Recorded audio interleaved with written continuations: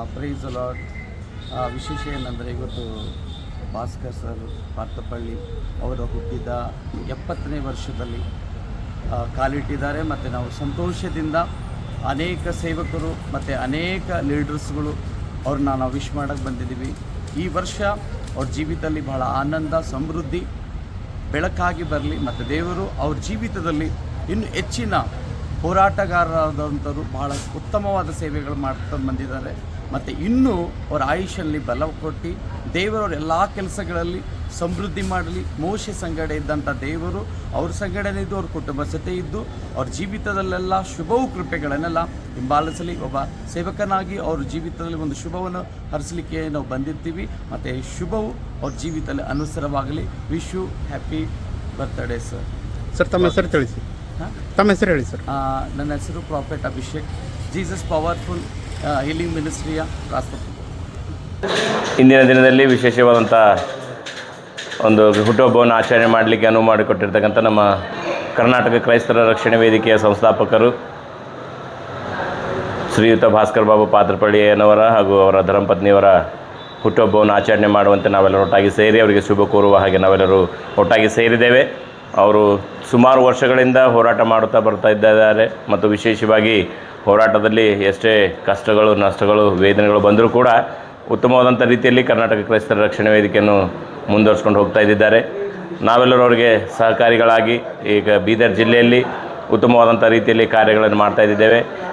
ಒಂದು ಶ್ರೀಯುತ ಭಾಸ್ಕರ್ ಬಾಬು ಪಾತ್ರಪಳ್ಳಿ ಅಯ್ಯನವರ ಒಂದು ಹುಟ್ಟುಹಬ್ಬವು 70ನೇ ವರ್ಷದ ಹುಟ್ಟುಹಬ್ಬವಾಗಿರುವುದರಿಂದ ನಾವು ಉತ್ತಮವಾದಂಥ ರೀತಿಯಲ್ಲಿ ವಿಜೃಂಭಣೆಯಿಂದ ಈ ಬರುಶಾಹಿ ಕಾನ್ಫರೆನ್ಸ್ ಹಾಲ್ನಲ್ಲಿ ಆಚರಣೆ ಮಾಡಿದ್ದೇವೆ. ಮತ್ತು ವಿಶೇಷವಾಗಿ ಅವರ ಧರ್ಮಪತ್ನಿ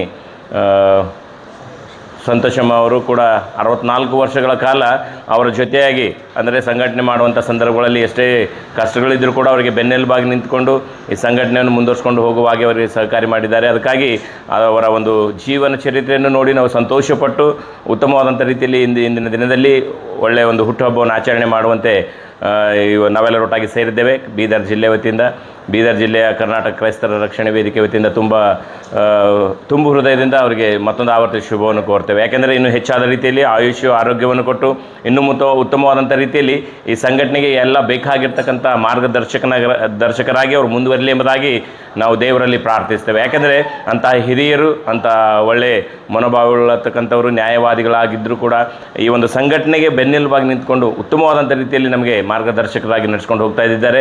ನಮ್ಮ ಎಲ್ಲ ಕರ್ನಾಟಕ ಕ್ರೈಸ್ತರ ರಕ್ಷಣೆ ವೇದಿಕೆ ಬೀದರ್ ಜಿಲ್ಲಾ ಘಟಕದ ವತಿಯಿಂದ ತುಂಬು ಹೃದಯದಿಂದ ನಮ್ಮೆಲ್ಲರ ಪರವಾಗಿ ಅವರಿಗೆ ಶುಭವನ್ನು ಕೋರಲಿಕ್ಕೆ ಇಷ್ಟಪಡುತ್ತೇವೆ. ರಾಜೇಶ್ ಜ್ಯೋತಿ, ಕರ್ನಾಟಕ ಕ್ರೈಸ್ತರ ರಕ್ಷಣೆ ವೇದಿಕೆ ಬೀದರ್ ಜಿಲ್ಲಾ ಘಟಕ.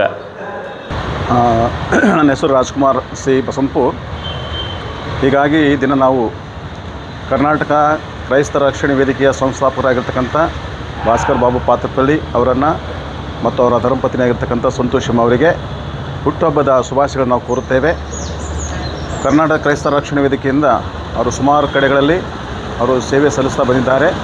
ಹೀಗಾಗಿ ಈ ದಿನ ಅವರು 70ನೇ ವರ್ಷವನ್ನು ಜನ್ಮದಿನವನ್ನು ಆಚರಿಸಿಕೊಳ್ಳತಕ್ಕಂಥ ಸಮಯದಲ್ಲಿ ನಾವುಗಳು ಸಹ ಕರ್ನಾಟಕ ಕ್ರೈಸ್ತರ ರಕ್ಷಣೆ ವೇದಿಕೆಯ ಸದಸ್ಯರಾಗಿರ್ತಕ್ಕಂಥ ನಾವುಗಳು ಕೂಡ ಅವರಿಗೆ ಶುಭವನ್ನು ಕೋರುತ್ತೇವೆ. ಅವರು ದೇವರನ್ನು ಆಶೀರ್ವಾದ ಮಾಡಲಿ, ಅವರು ಇನ್ನೂ ಹೆಚ್ಚಿನ ಆಯುಷ್ಯವನ್ನು ದೇವರು ಅವರಿಗೆ ಅನುಗ್ರಹಿಸಲಿ ಎಂಬುದಾಗಿ ನನ್ನ ಪ್ರಾರ್ಥನೆ ಇರ್ತದೆ.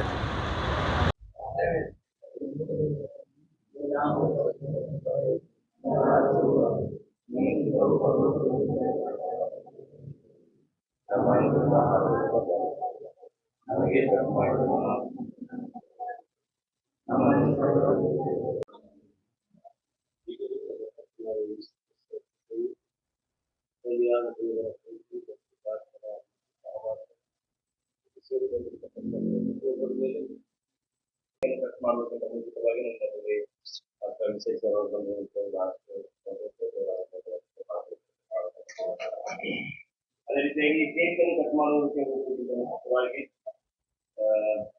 ಹಿರಿಯರು ಕರ್ನಾಟಕ ರಕ್ಷಣೆ ವೇದಿಕೆಯ ಸಂಸ್ಥಾಪಕರಾಗಿದ್ದಾರೆ ಅವರ ವಿಷಯದಲ್ಲಿ ಒಂದು 4 ಮಾತುಗಳನ್ನು ಆಡಬೇಕಾಗಿ ಅವರಲ್ಲಿ ಮನವಿ ಮಾಡ್ತೇವೆ. ಯಾಕೆಂದರೆ ಅವರ ಜೀವಿತದ ಒಂದು ಪ್ರಯಾಣ ಅಥವಾ ಸಹಾಯಕ್ಕಾಗಿ ಪಾಪಿಗಳಾದಂಥ ನಮ್ಮಗಳನ್ನು ರಕ್ಷಿಸಿ, ಕರುಣಿಸಿ, ಕಾಪಾಡಿ, ಆರೋಗ್ಯವನ್ನು ಅಲ್ಪ ಸಾಮಾಜಿಕ ಸೇವೆಯನ್ನು ಮಾಡಲಿಕ್ಕೆ ನಮ್ಮನ್ನು ಸಹಾಯ ಮಾಡಿರ್ತಕ್ಕಂಥ ಯೇಸಪ್ಪನಿಗೆ ಒಂದು ಸ್ತುತಿ ಹೇಳ್ತಕ್ಕಂಥ ರೀತಿಯಲ್ಲಿ ನಮ್ಮ ಎಲ್ಲ ಕಾರ್ಯಕರ್ತರು ಮತ್ತು ದೇವ ಸೇವಕರು ಸೇರಿ ಈ ಒಂದು ಕಾರ್ಯಕ್ರಮವನ್ನು ಆಯೋಜನೆ ಮಾಡಿದ್ದಾರೆ. ಯೇಸಪ್ಪಿಗೆ ಮಹಿಮೆ ಆಗಲಿ. ನಾನು ಹೇಳೋದೇನೂ ಇಲ್ಲ, ಯಾಕಂದರೆ ಈಗ 70 ವರ್ಷ ನಾವು ಹೇಳಿದ್ದೇವೆ ಅಂತಂದರೆ ನಮ್ಮ ಹಕ್ಕನ್ನು ನಾವು ಕಳ್ಕೊಂಡಿವಿ. ಈಗ ನಾವೇನೇ ಇದ್ದರೂ ಮುಂದೆ ಕೃಪೆ ಕಾಲದಲ್ಲಿ ಇರ್ತೀವಿ. ಈ ಕೃಪೆ ಕಾಲ ನಾವು ಏಸಪ್ಪನ ಜನರಿಗಾಗಿ ಆ ಕಾರ್ಯವನ್ನು ನಾವು ಮಾಡಬೇಕಾಗಿದೆ. ಮತ್ತು ವಿಶೇಷವಾಗಿ ನಾನು ಹೇಳ್ತೇನೆ, ಬೀದರ್ ಜಿಲ್ಲೆಗೆ ಈ ಸತ್ಯ ಬಂದಿದ್ದೆ ಹೇಗೆ, ಎಷ್ಟು ಜನರಿಗೆ ಗೊತ್ತಿದೆ? ಬೀದರ್ 180 ವರ್ಷಗಳ ಮುಂದೆ ಈ ಸತ್ಯವನ್ನು ಬಂದಿದ್ದು ಎಲ್ಲಿಂದ? ಎಷ್ಟು ಜನರಿಗೆ ಪರಿಚಯ ಇದೆ? ಎಷ್ಟು ಜನರಿಗೆ ಗೊತ್ತು? ಈ ಯೇಸು ಸ್ವಾಮಿ ವಿಷಯ ನಮ್ಮ ಬೀದರ್ ಜಿಲ್ಲೆಗೆ ಬಂದಿದ್ದು ಯಾವಾಗ ಮತ್ತು ಯಾರಿಂದ? ಬೀದರ್ ಜಿಲ್ಲೆಗೆ ಪ್ರಾರಂಭದಲ್ಲಿ ಅಂದರೆ ಮೆಥೋಡಿಸ್ಟ್ ಸಭೆ. ಇವತ್ತು ಸ್ವಲ್ಪ ನೋವಿನ ವಿಷಯಗಳು ನಾನು ನಿಮ್ಮ ಮುಂದೆ ಹಂಚ್ಕೊಳ್ತೀನಿ. ಯಾಕೆಂದರೆ ಆ ಶಾಲೆ ಇಷ್ಟೊಂದು ಒಳ್ಳೆಯ ಹೆಸರಿತ್ತು ಅಂದರೆ ಅಲ್ಲಿ ನಮ್ಮ ತಾಯಿಯವರು, ಅಂದರೆ ನಮ್ಮ ತಾಯಿಯವರೇ 100 ವರ್ಷ ಬಾಳಿ ತೀರ್ಕೊಂಡೆ ಮತ್ತು 15 ವರ್ಷ ಆಯಿತು ಇವಾಗ. ಅವರು ಬಂದು ಹಾಸ್ಟೆಲಲ್ಲಿ ಓದಿದರು. ಅದು ಇಸ್ವಿ ನನಗೆ ಗೊತ್ತಿಲ್ಲ. ಮೆಥೋಡಿಸ್ಟ್ ಸ್ಟೂಡೆಂಟು ನಮ್ಮ ತಾಯಿಯವರು. ಆಮೇಲೆ ನಮ್ಮ ಮನೆಯವರು, ಇವರು ಸಹ ಮೆಥೋಡಿಸ್ಟು ಹಾಸ್ಟೆಲಲ್ಲಿ ಓದ್ದವರು ಇವರು. ಆಮೇಲೆ ಸ್ವಲ್ಪ ಬ್ಯಾಕ್ಗ್ರೌಂಡ್ ನಾನು ಹೇಳ್ಬಿಡ್ತೀನಿ, ಯಾಕೆ ಸಮಯ ಆಗಿರೋದ್ರಿಂದ. ಇವಾಗಿನ ಮೆಥೋಡಿಸ್ಟ್ ಚರ್ಚ್ ಏನಿದೆ, ಸೆಂಟ್ರಲ್ ಚರ್ಚ್, ಆ ಚರ್ಚನ್ನು ಕಟ್ಟಲಿಕ್ಕೆ ಸಹಾಯ ಮಾಡ್ತಕ್ಕಂಥವ್ರು ಇವರು ದೊಡ್ಡಪ್ಪ. ಇವತ್ತು ಹೆಸರಿದೆ ಅನಿಸುತ್ತೆ, ಡಾಕ್ಟರ್ ಜೋಬ್ ಅಂತ ಒಳಗಡೆ ರೈಟ್ ಸೈಡಲ್ಲಿ ಒಂದು ಹೆಸರಿದೆ ಕೊಟ್ಟರು. ಆ ಸತ್ಯ ಸಭೆಗೆ, ಒಳ್ಳೆ ಸಭೆಗೆ ಇವತ್ತಿನ ದಿವಸ ಈ ಪರಿಸ್ಥಿತಿ ಬರಲಿಕ್ಕೆ ಕಾರಣ ಏನು? ಇದು ತುಂಬ ನೋವಿನ ಸಂಗತಿ ನಮಗೆ. ಅದಕ್ಕೆ ನನ್ನ ಒಂದು ಬೇಡಿಕೆ, ನನ್ನ ಒಂದು ಎಲ್ಲ ಅಭಿಮಾನಿಗಳಲ್ಲಿ, ನನ್ನ ಎಲ್ಲ ಹಿರಿಯರಲ್ಲಿ, ನನ್ನ ದೇವ ಸೇವಕರಲ್ಲಿ ಒಂದು ಬೇಡಿಕೆ ಅಂದರೆ, ದಯಮಾಡಿ ಆ ಒಂದು ಸಂಸ್ಥೆಯನ್ನು ಬಿದ್ದು ಹೋಗಲಿಕ್ಕೆ ಬಿಡಬೇಡಿ. ಅದು ಯಾರೇ ಆಗಿರಲಿ, ಅವರ ಅಧಿಕಾರಿಗಳು ಯಾರೇ ಇರಲಿ, ಒಂದು ಏನೇ ಇರಲಿ, ಬಟ್ ಯೇಸಪ್ಪನ ಹೆಸರು ಅಲ್ಲಿ ಮೇಲಿದೆ. ಮೆಥೋಡಿಸ್ಟ್ ಸ್ಕೂಲ್ ಅಂದರೆ, ನಾರ್ಮನ್ ಫ್ರೆಂಡ್ ಸ್ಕೂಲ್ ಅಂದರೆ ಅಷ್ಟೊಂದು ಹೆಸರು. ಎಂತೆಂಥ ಜನಗಳಲ್ಲಿ ಬಂದಲ್ಲಿ ಓದಿ ಹೋಗಿದ್ದಾರೆ, ದೊಡ್ಡ ದೊಡ್ಡ ಆಫೀಸರ್ಗಳಾಗಿದ್ದಾರೆ. ಆದರೆ ಅಂಥ ಶಾಲೆ ನಮ್ಮ ಸ್ವಾರ್ಥತೆ ಅಂತ ನಾನು ಹೇಳೋಕ್ಕೂ ಇಷ್ಟಪಡಲ್ಲ, ಅಥವಾ ನಮ್ಮ ಯಾವ ಕಾರಣಕ್ಕೂ ಗೊತ್ತಿಲ್ಲ ಒಂದು ಪರಿಸ್ಥಿತಿ ಕೆಟ್ಟದಾಗಿ ಬಂದಿದೆ. ಆದರೆ ನಾನು ಮೊನ್ನೆ ಒಂದು ಪೇಪರಲ್ಲಿ ಒಂದು ಅಡ್ವರ್ಟೈಸ್ಮೆಂಟ್ ನೋಡುವಾಗ ತುಂಬ ಖುಷಿ ಆಯಿತು. ಅನೇಕ ಜನ ಮಕ್ಕಳಿಗೆ ಫ್ರೀಯಾಗಿ ಹಾಸ್ಟೆಲು ಮತ್ತು ಸ್ಕೂಲನ್ನು ಕೊಡ್ತಾರೆ ಎಂಬುದಾಗಿ. ದಯಮಾಡಿ ನನ್ನ ಕಳಕಳಿಯ ಮನವಿ, ಎಲ್ಲರಲ್ಲಿ 1-2 ಅಡ್ಮಿಷನ್ ದಯಮಾಡಿ ಅಲ್ಲಿಗೆ ಕಳಿಸಿ. 1 ಇಲ್ಲವೇ 2 ಇಲ್ಲಿ ಕುಂತಿರತಕ್ಕಂಥ ಅಭಿಮಾನಿಗಳು ಪ್ರಾರ್ಥನೆ ಪೂರ್ವಕವಾಗಿ ಒಂದು ವೇಳೆ ನೀವು ಅಷ್ಟೊಂದು ಹೆಲ್ಪ್ ಮಾಡಿದ್ರೆ ಆ ನಮ್ಮ ಸಂಸ್ಥೆ ಉಳ್ಕೊಳ್ಳಿಕ್ಕೆ ಸಹಾಯ ಆಗುತ್ತೆ. ಯಾರಾದರೂ ಮಕ್ಕಳು ಬಡವರಿದ್ದರೆ ದಯಮಾಡಿ ಆ ಹಾಸ್ಟೆಲ್ಗೆ ತನ್ನಿ. ಯಾಕಂದರೆ ಗೊತ್ತು, ಅದು ಇಂಥ ಒಂದು ಒಳ್ಳೆ ಪವಿತ್ರವಾದಂಥ ಸ್ಥಳ ಅಂದರೆ ಬರೀ ಸೈತಾನನ ಶೋಧನೆಗಳು ಬರ್ತದೆ. ಕಾರಣಾಂತರದಿಂದ, ಯಾವುದೋ ಒಂದು ಕಾರಣದಿಂದ ಅದಾಗಿದೆ. ಅದು ನೋವಾಗುತ್ತೆ ನಮಗೆ. ಯಾಕೆ ನನಗೆ ಅಡ್ಮಿಷನ್ ಸಿಗಲಿಲ್ಲ. ನಮ್ಮ ತಾಯಿಯವರು ನನ್ನನ್ನು ಅಡ್ಮಿಷನ್ಗೆ ಚುಡುಕೊಪ್ಪ ಹಾಸ್ಟೆಲ್ಗೆ ಸೇರಿಸ್ಬೇಕಂತ 3 ವರ್ಷ ಪ್ರಯತ್ನ ಮಾಡಿದ್ರು. ಬಂದ ಪಾಸ್ಟರ್ಗಳಿಗೆ ಕಾಣಿಕೆ ಅಂದರೆ ಅದು ಏನೋ ತೆಗೆದಿರ್ತಿದ್ರಪ್ಪ, ಅದೇನೋ ಭತ್ತಾಗಿತ್ತಂತ. ನಮ್ಮಮ್ಮ ಅವ್ರು ಪುಟ್ಟರಾಜ್ ಅಂತ ಒಬ್ಬರು ಚುಡುಕೊಪ್ಪದವ್ರು ಪಾಸ್ಟರ್ ಇದ್ದರು. ಅಯ್ಯ ನನ್ನ ಮಗನಿಗೆ ಸೇರಿಸಿ, ನಾವು ಚಿಕ್ಕ ಚಿಕ್ಕ ಹುಡುಗರೆಲ್ಲ, ಕಮಲಮ್ಮ ಅದು ಸೀಟೆಲ್ಲ ಫುಲ್ ಆಗಿಬಿಡ್ತು ಅನ್ನೋರು. ಸೊ ಹಾಗಾಗಿ ನಾನು ಪಟ್ಟಂಥ ಕಷ್ಟ, ನಾನು ಒಂದು ಕ್ರಿಶ್ಚಿಯನ್ ಎಜುಕೇಷನ್ ಪಡೆದೇ ಇರತಕ್ಕಂಥ ಅನಾನುಕೂಲತೆ ಮುಂದಿನ ಮಕ್ಕಳಿಗೆ ಬರಬಾರದಂಥ ರೀತಿಯಲ್ಲಿ ನಾವು ಸೇವಂತಿ ಅಡ್ವೆಂಟಿಸ್ಟ್ ಇಲ್ಲಿಗೆ ತಂದೀವಿ. ಅದು ತರಲಿಕ್ಕೆ ಕಾರಣ ಅದೊಂದು ನಾವು ಸಂತೋಷ ಪಡ್ತೀನಿ. ಯಾಕಂದರೆ 1000 ಮಕ್ಕಳು ಇವತ್ತಿನ ದಿವಸದಲ್ಲಿ ಒಳ್ಳೆಯ ಶಿಕ್ಷಣವನ್ನು ಪಡೆದು ಒಳ್ಳೆ ಒಳ್ಳೆ ಹುದ್ದೆಗಳಲ್ಲಿ ಇವತ್ತು ಕೆಲಸ ಮಾಡ್ತಿದ್ದಾರೆ. ಡಾಕ್ಟ್ರುಗಳಾಗಿದ್ದಾರೆ, ಇಂಜಿನಿಯರ್ಗಳಾಗಿದ್ದಾರೆ. ನಿಜವಾಗಿ ನಮ್ಗೆ ತುಂಬ ಇವತ್ತು ದೊಡ್ಡ ದೊಡ್ಡ ಡಾಕ್ಟರ್ಸ್ ಏನು ಬೀದರಲ್ಲಿದ್ದಾರೆ, ಎಲ್ಲ ಸೇವಂತಿಯಲ್ಲಿ ಓದೋರೆ. ಇವತ್ತು ಗುದಿಗೆ ಅವರು ಇದ್ದಾರೆ, ಸಚಿನ್ ಅವರು ನಮ್ಮ ಸ್ಟೂಡೆಂಟೇ. ನನಗನ್ಸ ಮಟ್ಟಿಗೆ ನಮ್ಮ ಪಾಸ್ಟರ್ ಅವರಿಗೆಲ್ಲ ಗೊತ್ತು. ಅವತ್ತೊಂದು ಅಂದರೆ ಅದಕ್ಕಿಂತಲೂ ಹೆಚ್ಚಾಗಿ ನಮ್ಮ ಕ್ರೈಸ್ತ ಮಕ್ಕಳು ತುಂಬ ಒಂದು ಲಾಭವನ್ನು ಪಡ್ಕೊಂಡಿದ್ದಾರೆ. ಹಾಗಾಗಿ ನನ್ನ ಪ್ರಿಯರೇ, ಅಭಿಮಾನ ಮೊದಲಿರಬೇಕು. ಪಾಸ್ಟರ್ ಡೇವಿಡ್ ಅಂತಿದ್ದರು, ಚಿದ್ರಿ ಡೇವಿಡ್, ಸುಮಂತ್ ಅವ್ರ ತಂದೆ. ಅವರು ಚೊಂಡಿಗೆ ಪಾಸ್ಟರ್ ಆಗಿದ್ದರು. ನಾನು ಚೊಂಡಿಯಲ್ಲಿ ಇರ್ತಿದ್ದೆ ಆವಾಗ. ಆ ವ್ಯಕ್ತಿ ಅಷ್ಟೊಂದು ವಿದ್ಯಾವಂತರಾಗಿರಲಿಲ್ಲ ಅವರು, ಆದರೆ ಭಕ್ತಿವಂತರಾಗಿದ್ದರು. ವಿದ್ಯಾವಂತರಾಗಿರಲಿಲ್ಲ, ಭಕ್ತಿವಂತರಾಗಿದ್ದರು, ಮಿಷನ್ ಅಭಿಮಾನಿಯಾಗಿದ್ದರು. ಅವ್ರು ಹೇಳ್ತಿದ್ರು ಯಾವಾಗಲೂ ನಮ್ಮ ಅಭಿಮಾನವನ್ನು ನಾವು ಎಂದೂ ಬಿಡಬಾರ್ದೆಂಬುದಾಗಿ. ಇವತ್ತು ಅನೇಕ ಜನ ಅನ್ಯರ ಶಾಲೆಗಳು, ಅನ್ಯರ ಇನ್ಸ್ಟಿಟ್ಯೂಷನ್ಗಳು ಇಷ್ಟೊಂದು ದೊಡ್ಡದಾಗಿ ಬೆಳೀತಾ ಇದೆ. ಯಾಕೆ ನಮ್ಮ ಕ್ರೈಸ್ತರ ನಿಜವಾದ ದೇವರನ್ನು ಆರಾಧನೆ ಮಾಡ್ತಕ್ಕಂಥ ಮಕ್ಕಳ ಶಾಲೆಗಳು ಕುಂಠಿತ ಆಗ್ತಾಯಿದೆ? ಇದಕ್ಕೆ ಒಂದು ಅರ್ಥ ಬರ್ತದೆ. ದಯಮಾಡಿ ಡಿನಾಮಿನೇಷನ್ ಬಿಟ್ಬಿಡಿ, ಸತ್ಯತೆ ಎಲ್ಲ ಕಡೆ ಇದೆ. ಮೊದಲು ಬೆಳಕು ತಂದಿದ್ದ ಆ ಸಭೆ ಇವತ್ತು ಹಾಳಾಗೋದನ್ನು ನಾವು ನೋಡಿ ತುಂಬ ನೋವಾಗ್ತದೆ. ನಾವು ಒಂದೊಂದು ಸಾರಿ ಆ ಕಡೆ ನಾವು ಹೋಗಿ ಬರುವಾಗ ಏನು ಗೊತ್ತಾ, ಇವರೆಲ್ಲ ಚಿಕ್ಕ ಚಿಕ್ಕ ಮಕ್ಕಳಿದ್ದಾಗ ಅಲ್ಲಿ ಓದುವಾಗ ಇಷ್ಟೊಂದು ಒಳ್ಳೆಯ ವಾತಾವರಣ ಇತ್ತು ಅಲ್ಲಿ ಅಂತಂದರೆ, ತುಂಬ ಒಳ್ಳೆಯ ವಾತಾವರಣ ಇತ್ತು. ಆದರೆ ದೇವರ ಸ್ಥಳ, ದೇವರ ಸಭೆ ಎಂದೂ ಹಾಳಾಗಬಾರ್ದು ನನ್ನ ಪ್ರಿಯರೇ. ನಮ್ಮ ಕುಟುಂಬಗಳನ್ನು ಕಟ್ಕೊಳ್ತೇವೆ, ನಾವು ದೊಡ್ಡ ದೊಡ್ಡ ಮನೆಗಳನ್ನು ಕಟ್ಕೊಳ್ತೇವೆ, ಮಕ್ಕಳನ್ನು ಇಂಜಿನಿಯರಿಂಗ್ ಮಾಡ್ತೇವೆ, ಡಾಕ್ಟರ್ಗಳನ್ನು ಮಾಡ್ತೇವೆ. ಆದರೆ ನನ್ನ ಅಪ್ಪನ ಆಲಯ ಒಂದು ವೇಳೆ ಕೆಟ್ಟ ಸ್ಥಿತಿಗೆ ಬಂದಾಗ ದಯಮಾಡಿ ನಿಮ್ಮ ಒಂದು ಕಾಂಟ್ರಿಬ್ಯೂಷನ್, ದಯಮಾಡಿ ಒಂದು ತಿಂಗಳು ಸಮಯ ಇದೆ, ಇಲ್ಲಿ ಬಂದಿರತಕ್ಕಂಥ ಎಲ್ಲ ದೇವ ಸೇವಕರುಗಳಲ್ಲಿ, ಎಲ್ಲ ವಿಶ್ವಾಸಿಗಳಲ್ಲಿ, ನಮ್ಮ ಕಾರ್ಯಕರ್ತರಲ್ಲಿ ನಾನು ಬೇಡ್ತೇನೆ, ಶಾಲೆಗೆ ನಿಮ್ಮ ಕೈಲಾದ ಮಟ್ಟಿಗೆ ಸಹಾಯ ಮಾಡಿರಿ. ಆ ಶಾಲೆ ಅಭಿವೃದ್ಧಿ ಆಗಲಿ. ಅದರ ಜೊತೆಯಲ್ಲಿ ಸೆವೆಂತ್ ಅಡ್ವೆಂಟಿಸ್ಟ್ ಅದರ ಪರಿಸ್ಥಿತಿನೇ ಹಾಗೆ ಆಗಿಬಿಟ್ಟಿದೆ, ಅದನ್ನು ಪರಿಸ್ಥಿತಿ ಹಾಗೆ ಆಗಿಬಿಟ್ಟಿದೆ. ದಯಮಾಡಿ ನಿಮಗೆ ಅನುಕೂಲವಾದಂಥ ರೀತಿಯಲ್ಲಿ ಆ ಮಕ್ಕಳನ್ನು ತಂದು ಆ ಶಾಲೆಯನ್ನು ಅಭಿವೃದ್ಧಿ ಮಾಡಿರಿ. ಎಲ್ಲೇ ಹೋಗಲಿ ಏಸಪ್ಪನ ಹೆಸರು ಮೇಲೆ ಬರಲಿ. ಏಸಪ್ಪನನ್ನು ನಾವು ಮುಂದಿಟ್ಟುಕೊಂಡು ಹೋದಾಗ ದೇವರು ಸಹಾಯ ಮಾಡ್ತಾರೆ. ಹಾಗಿರೋದ್ರಿಂದ ಅಭಿಷೇಕ್ ಪಾಸ್ಟರ್ ಏನು ಬಂದಿದ್ದಾರೆ, ಅವರಿಗೆ ಬಾಬು ಅವರಿಗೆ ಒಂದು ಥ್ಯಾಂಕ್ಸ್, ಒಂದು ಗ್ರ್ಯಾಟಿಟ್ಯೂಡ್ ಹೇಳಬೇಕಂದ್ರೆ, ನನ್ನ ಬೇಡಿಕೆ ಏನು, ನೀವು ಆ ಸ್ಕೂಲಿಗೆ ದಯಮಾಡಿ 1, 2, 3 ಅಡ್ಮಿಷನ್ಗಳನ್ನು ಕೊಟ್ಟು ಆ ಶಾಲೆಯನ್ನು ಅಭಿವೃದ್ಧಿ, ದೂರದಿಂದ ನೋಡಿ ಸಂತೋಷಪಡಿ, ಅದರ ಸಂತೋಷನೇ ಬೇರೆ ಆಗುತ್ತೆ. ದೂರದಿಂದ ನೋಡಿ ಸಂತೋಷಪಡಿ. ನಮ್ಮ ಇನ್ಸ್ಟಿಟ್ಯೂಷನ್ ಬೆಳಿಬೇಕು, ಮೇಲೆ ಬರಬೇಕು. ಏನು ಗೊತ್ತಾ, ಎಂಥ ಪ್ರೇಯರ್ ನಡೆಯೋದಲ್ಲಿ ಅವ್ರು ಯಾರೇ ಆಗಿರಲಿ ಏಸಪ್ಪನ ನಾಮವನ್ನು ಅಲ್ಲಿ ಫಸ್ಟ್ ಪ್ರೇಯರಲ್ಲಿ ತೊಗೊಂಡ್ಬಿಡೋರು ಸಂತೋಷ ಆಗೋದು. ಏನಂದರೆ ಏನೋ ಏಸಪ್ಪಗೆ ನಾವು ಇದನ್ನು ಮಾಡ್ತೀವಿ ಎಂಬುದಾಗಿ. ಅದರಿಂದ ಮನೆಗೆ ತೊಂದರೆಗಳು, ಕಷ್ಟಗಳು ಬರ್ತವೆ ನನಗೆ ಪ್ರಿಯರೇ. ಹಾಗಾಗ್ಬಿಟ್ಟು ನಾನು 70 ವರ್ಷ ಮಾಡಿದ್ದಕ್ಕೆ ನನಗೆ ಒಂದು ಹೆಮ್ಮೆ ಅಂತಿಲ್ಲ, ಅದು ಆತನ ಕರುಣೆ, ಆತನ ಕೃಪೆ. ಸೊ ಆಗಿರೋದ್ರಿಂದ ಕರ್ನಾಟಕ ಕ್ರಿಸ್ತ ರಕ್ಷಣಾ ವೇದಿಕೆ ವತಿಯಿಂದ ನಮ್ಮ ಎಲ್ಲ ಕಾರ್ಯಕರ್ತರು ಸೇರಿ ಇವತ್ತು ದೇವ ಸೇವಕರು ತುಂಬ ಜನ ಇದ್ದಾರೆ. ಇವತ್ತು ನಾವು ಏನು ಇದನ್ನು ಮಾಡಬೇಕಂತ ಒಂದು ಇದು ಇರಲಿಲ್ಲ, ಆದರೆ ಏನೋ 70 ವರ್ಷ ಅಲ್ಲ, ಏನೋ ಒಂದು ದೇವರಿಗೆ ಸ್ತೋತ್ರ ಹೇಳೋಣ ಅಂತ ನಾವು ಮಾಡಿದ್ದೀವಿ. ಹಾಗೆ ನೀವು ಕೂಡಿ ಬಂದಿರತಕ್ಕಂಥ ಎಲ್ಲರಿಗೂ ನಾನು ನಿಮಗೆ ವಂದನೆಯನ್ನು ಸಲ್ಲಿಸ್ತೇನೆ. ಯೇಸಪ್ಪನು ನಿಮಗೆ ಶುಭ ಕೃಪೆಯನ್ನು ಆಶೀರ್ವಾದ ಮಾಡಲಿ ಅಂತ ಹೇಳಿ ಅದರ ಮಾತು ಮುಗಿಸ್ತೇನೆ. ಪ್ರೈಸ್ ಅಲ್ಲ. Thank you. ತುಂಬ ಧನ್ಯವಾದಗಳು ಸರ್. ಇದು ಸಾಧಾರಣವಾದಂಥ ವಿಷಯವಲ್ಲ ಅವ್ರು ಹೇಳ್ತಕ್ಕಂಥದ್ದು. ಯಾಕೆಂದರೆ ಯಾವಾಗ ತನ್ನ ಕುಟುಂಬದಲ್ಲಿ ಕೆಟ್ಟ ಕಾರ್ಯಗಳು ನಡೀತಾ ಇರ್ತಾವೆ ಆವಾಗಲೇ ಗೊತ್ತಾಗ್ತದೆ ಆ ಒಂದು ಪರಿಸ್ಥಿತಿ ಏನಾಗಿರ್ತದೆ ಅಂತ. ಸೊ ತುಂಬ ಆತ್ಮೀಯತೆಯಿಂದ ಒಂದು ಮಾತುಗಳು ಆಡಿದ್ದಾರೆ. ಅವ್ರಿಗಿರ್ತಕ್ಕಂಥ ಜವಾಬ್ದಾರಿಗಾಗಿ ದೇವರಿಗೆ ಸ್ತೋತ್ರ ಹೇಳ್ತಾರೆ. ಯಾಕಂದರೆ ಈ ವಯಸ್ಸಿನಲ್ಲೂ ಕೂಡ 70 ವಯಸ್ಸಿನಲ್ಲೂ ಕೂಡ ಒಂದು ಹಂಬಲ, ಒಂದು ಆಲೋಚನೆಗಳಿದೆ ಅಂದರೆ ಸುಮ್ಮನೆ ಸಾಧಾರಣವಾಗಿಲ್ಲ. ಅದು ತಾತ್ಕಾಲಿಕವಾಗಿ ಜೀವನ ಮಾಡ್ತಕ್ಕಂಥವ್ರಿಗೆ ಬರಲಿಕ್ಕಿಲ್ಲ. ಅದು ಜವಾಬ್ದಾರಿ, ದೇವರ ಒಂದು ಕೃಪೆ ಯಾರಿಗಿರ್ತದೋ ಅವ್ರಿಗೆ ಮಾತ್ರ ಆ ಒಂದು ಕಳಕಳಿ ಅಥವಾ ಆ ಒಂದು ಜವಾಬ್ದಾರಿ ಹೇಳಲಿಕ್ಕೆ ಸಾಧ್ಯ ಆಗ್ತದೆ. ಸುಮ್ಮನೆ ನಾನು ಮಾಡ್ತೀನಿ, ನಾವು ಹೇಳ್ತೀವಿ ಅಂದರೆ ಅಲ್ಲ. ಜವಾಬ್ದಾರಿ, ಕಳಕಳಿ ಯಾರಿಗಿರ್ತದೋ, ದೇವರ ಭಾರ ಯಾರಿಗಿರ್ತದೋ ಅವ್ರಿಗೆ ಮಾತ್ರ ಆ ಮಾತುಗಳು ಬರಲಿಕ್ಕೆ ಸಾಧ್ಯ ಆಗ್ತದೆ. ತುಂಬ ಧನ್ಯವಾದಗಳು ಅಯ್ಯನವರಿಗೂ ಮತ್ತು ಅಕ್ಕನವರಿಗೂ ಭಾಳಷ್ಟು ಧನ್ಯವಾದ. ಯಾವಾಗಲೂ ಬೆನ್ನೆಲುಬಾಗಿ ಅವರಿಗೆ ಎಷ್ಟು ಪರಿಸ್ಥಿತಿ ಕೆಟ್ಟು ಹೋಗಿದ್ರು ಅಂದರೆ ಆರೋಗ್ಯದಲ್ಲಿ ಇಲ್ಲದೆ ಹೋದರೂ ಕೂಡ ಸಂಘಟನೆಗಾಗಿ ಯಾವಾಗಲೂ ದುಡಿಯುವಾಗ ಅವರು ಸಹಕಾರಿಯಾಗಿ ಅವ್ರ ಜೊತೆಯಾಗಿದ್ದು ಈ ಸಂಘಟನೆ ಬೆಳೆಸ್ಕೊಂಡು ಹೋಗಲಿಕ್ಕೆ ಭಾಳಷ್ಟು ಸಹಕಾರಿ ಮಾಡಿರ್ತಕ್ಕಂಥ ಅಮ್ಮನವರಿಗೂ ಕೂಡ ನಮ್ಮ ಸಂಘಟನೆ ಪರವಾಗಿ ತುಂಬ ಹೃದಯದ ಶುಭಾಶಯಗಳನ್ನು ಕೋರ್ತೇವೆ. ಯಾಕಂದರೆ ಈ ರೀತಿಯಾಗಿ ಮಾಡುವಂಥದ್ದು ಎಲ್ಲರಿಂದ ಆಗುವುದಿಲ್ಲ ಪ್ರೇರೆ, ಅದು ನೆನ್ಪಿಟ್ಕೊಂಡು. ಈ ರೀತಿ ಆಗುವುದು ಎಲ್ಲರಿಂದ ಆಗುವುದಿಲ್ಲ.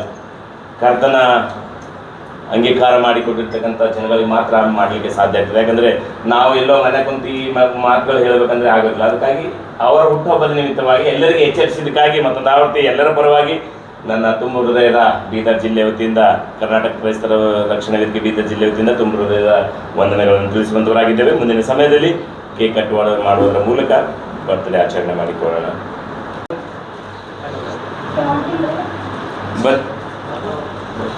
ಬರೀ ಸರ್ ಶಾಲು ಕಲ್ಕೊಡಿ.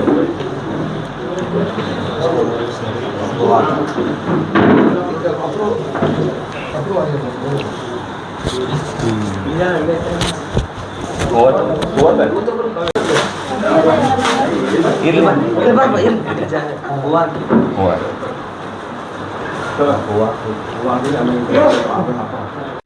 ಎಲ್ಲರೂ ಚೆಕ್ ಮಾಡಿ ಬಿಡೋಣ.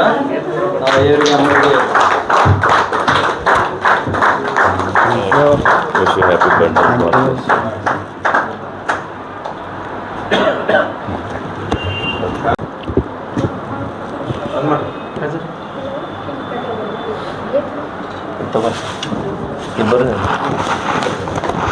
Happy birthday to you. Happy birthday to you. Happy birthday dear Sundar. Happy birthday to you. May God bless you dear. May God bless you dear. May God bless dear uncle. May God bless you. Many blessings to you. Many blessings to you. Many blessings to Master. Many blessings to you. Many blessings to you.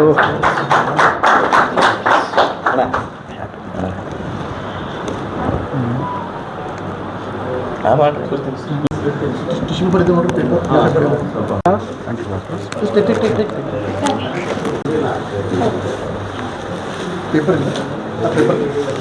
Thank you thank you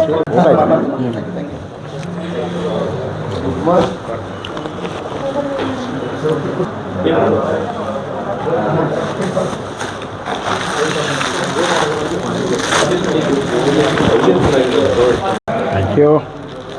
chutney chutney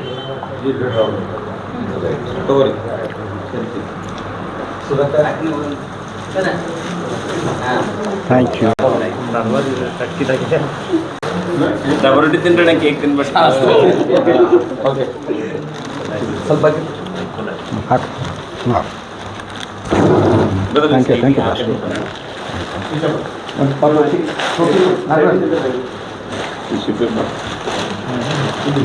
thank you pass. ಹಾಕಿ sir ಈಗ.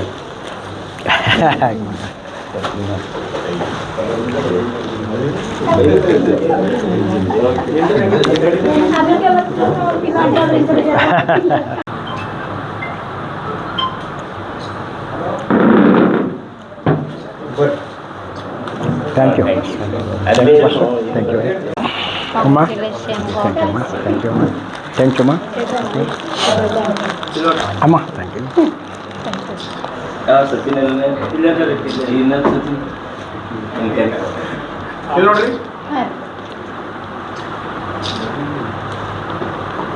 ಸ್ವಲ್ಪ breakfast ready. ತೆಗಿ ಸ್ವಲ್ಪ. ಅಮ್ಮ okay thank you ಸುಖಮಯವಾಗಲಿ. God bless you. ಅಮ್ಮ thank you. ಹೇಳ್ಕೊಳ್ಳಿ. ಹಾಂ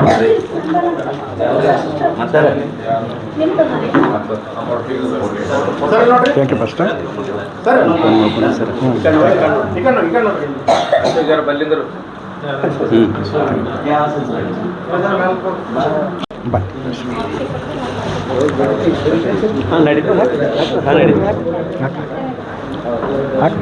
ಬೀಳ್ತಾ ನೋಡ್ರಿ ಸರ್. ಅದೇ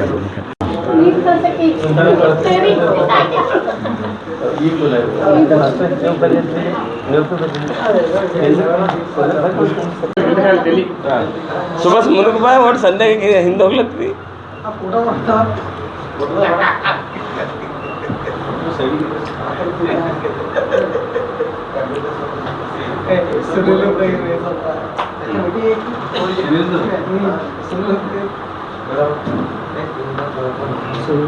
ಥ್ಯಾಂಕ್ ಯು. Thank you.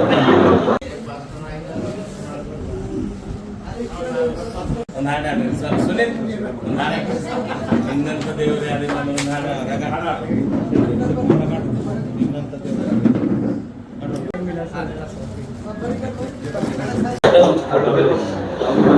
ಮಾಡಿಸಿರಿ ಇವೆಲ್ಲ ಇಲ್ಲಿ ನೋಡ್ರಿ.